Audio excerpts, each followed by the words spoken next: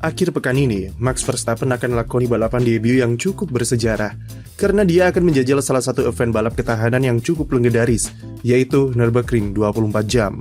Sudah sejak lama Verstappen mengutarakan keinginannya untuk berpartisipasi pada balapan ini, dan setelah persiapan selama 1 tahun, akhirnya dia secara resmi bisa mengikutinya dengan statusnya yang masih sebagai pembalap F1.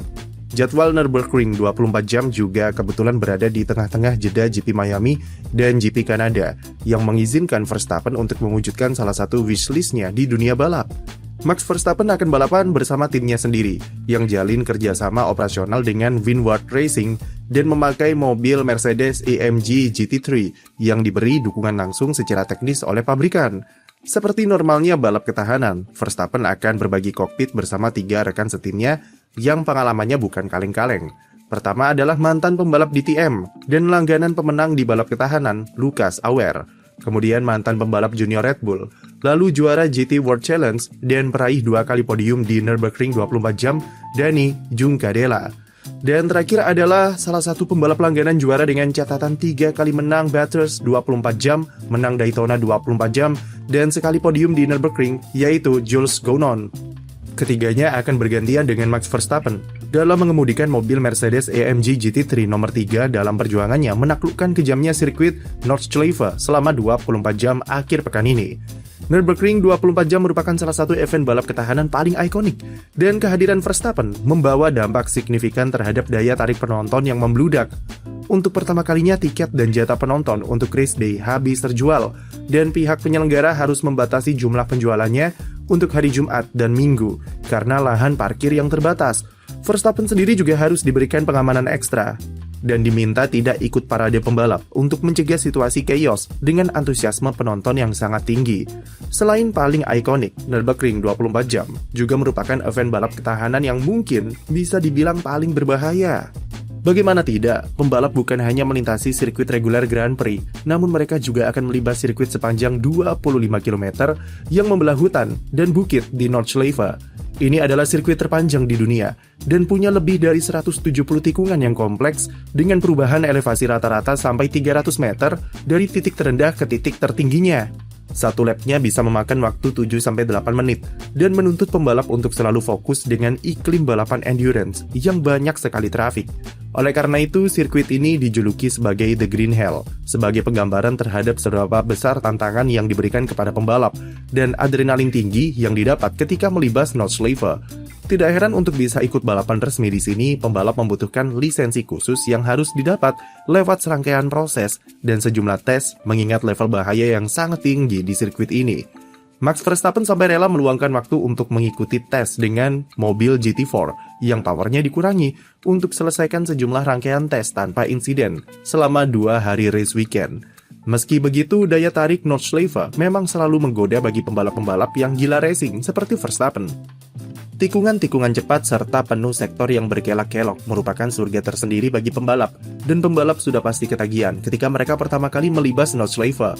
Nürburgring 24 jam merupakan balap ketahanan dengan total partisipasi tim dan pembalap terbanyak dengan total 161 mobil yang terbagi jadi lebih dari 20 kelas turun ke sirkuit akhir pekan ini. Max Verstappen berada di kelas tertingginya atau SP9 yang berisikan mobil-mobil dengan kategori kisasi GT3 dan dihuni oleh barisan pembalap-pembalap profesional. Verstappen sudah ditunggu oleh abang-abangan penunggu Nürburgring seperti Kevin Estre, Kelvin van der Linde, Maro Angel, lalu Rafale Marciello, Vantur bersaudara, dan Augusto Farfus. Duel atau pertemuan yang paling dinanti tentu adalah Verstappen dan Kevin Estre, yang mana keduanya sama-sama dikenal sebagai pembalap agresif serta nothing tulus ketika bertarung di sirkuit. Tahun lalu, Estre dengan Porsche Green Yellow-nya adalah pemegang pole position di Nürburgring 24 jam dengan gap lebih dari 1 menit. Timnya sempat mendominasi pimpinan balapan sebelum kemudian dihukum penalti karena Estre senggolan dengan pembalap Backmarker ketika dikejar-kejar oleh Rafale Marciello dan harus merelakan kemenangan yang sudah di depan mata. Pada seri NLS dan prakualifikasi sebelumnya, Verstappen sudah merasakan alotnya duel di Nürburgring ketika dia mendapat perlawanan sengit dari Christopher Haas yang sudah langganan podium di sana. Hal-hal semacam inilah yang akan dihadapi oleh Verstappen akhir pekan ini, dan akan jadi tontonan yang menarik melihatnya berduel dengan pembalap-pembalap penunggu Nordschleife. Mengingat Verstappen berada di kelas tertinggi dan sudah dibekali dukungan pabrikan oleh Mercedes secara langsung, maka secara tidak langsung peluang untuk bisa menang itu cukup terbuka. Walaupun Verstappen masih minim pengalaman, namun pada race perdananya pada seri NLS tahun lalu, dia bisa langsung menang ketika masih memakai mobil Ferrari GT3. Dia sendiri juga bisa menang pada seri NLS 2 bulan lalu, namun harus dibatalkan usai terkena hukuman diskualifikasi karena salah perhitungan set ban yang dipakai. Setelah itu, pada balapan kualifikasi, tim Verstappen kembali terkena penalti turun 3 grid dan alami masalah di mobilnya yang memaksa tim melakukan perbaikan selama 30 menit. Jadi meski ada peluang untuk menang dengan statusnya sebagai tim di kelas tertinggi, namun di balap ketahanan semua hal bisa terjadi. Dan untuk bisa menang bukan cuma urusan kecepatan saja, tapi juga siapa yang paling mampu minimalisir masalah serta siapa yang paling beruntung. Tidak ada ekspektasi bagi Verstappen beserta timnya, dan yang terpenting adalah mereka bisa selamat sampai finish tanpa masalah atau insiden. Ada alasan kenapa sirkuit ini diberi julukan The Green Hell, dan keselamatan tetap harus jadi prioritas dengan kondisi balapan yang dipastikan akan berjalan chaos, mengingat prediksi cuaca buruk sepanjang akhir pekan. Ancaman terbesarnya bukan cuma hujan, namun kabut-kabut tipis bisa saja turun ke sirkuit, dan akan sangat berbahaya di kondisi malam hari.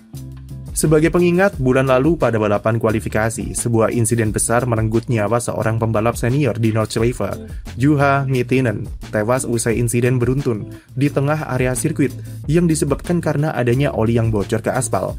Pada sesi kualifikasi perdana kemarin, insiden mengerikan juga terjadi ketika ada mobil terbakar di pinggir trek yang disambar oleh mobil lain dari belakang dan nyaris mengenai sang pembalap. Sekedar finish dan selamat insiden merupakan target prioritas bagi Verstappen beserta timnya. Tapi bukan Verstappen juga namanya jika dia tidak mencoba memberikan impresi lewat kecepatannya di sirkuit dan selalu berusaha incar kemenangan. Di kualifikasi 1, dia sempat memimpin catatan waktu selama 25 menit dan mengakhiri sesi di tempat ketiga tercepat, yang mana itu pun karena timnya tak bisa improve waktu karena faktor cuaca. Kualifikasi di Nürburgring 24 jam sendiri memang agak rumit, namun intinya adalah sesi utama bagi barisan kelas tertinggi adalah pada hari Jumat nanti. Sesi akan dibagi menjadi 3, di mana pada top Q1 semua mobil diperbolehkan ikut yang kemudian akan diseleksi dengan 20 mobil tercepat lolos ke sesi top Q2. Dari situ akan diambil 12 mobil tercepat ke sesi top Q3 sebagai penentu pole position dengan format one shot lap. Tentunya jika kalian adalah Max Verstappen, pastinya target utamanya adalah tembus ke 12 besar untuk perebutan pole position yang akan menempatkannya ke barisan pembalap top saat balapan nanti. Hal itu sangat memungkinkan jika melihat kecepatan Verstappen sebelumnya yang diklaim sangat kompetitif. Pada seri NLS dan qualifying race sebelumnya, Verstappen sempat dikabarkan tidak diizinkan mengemudi saat sesi kualifikasi karena dia terlalu kencang supaya menghindari potensi terkena balance of performance alias BOP. Jika Verstappen terlalu kencang, dikhawatirkan panitia balapan akan memberikan tambahan bobot atau perubahan full flow supaya mobilnya tak terlalu dominan. Verstappen bisa mengalahkan kecepatan dari pembalap pabrikan Mercedes itu sendiri, dan seharusnya dia bisa disetarakan dengan pembalap di barisan 5 besar pada kualifikasi nanti untuk bersaing raih pole position. Hanya saja sekali lagi untuk menang sebuah balapan 24 jam memerlukan kerjasama tim dan faktor keberuntungan yang cukup besar. Mereka banyak alami masalah pada balapan-balapan sebelumnya dengan hukuman diskualifikasi, hukuman penalti, sampai masalah teknis yang menimpa mobilnya.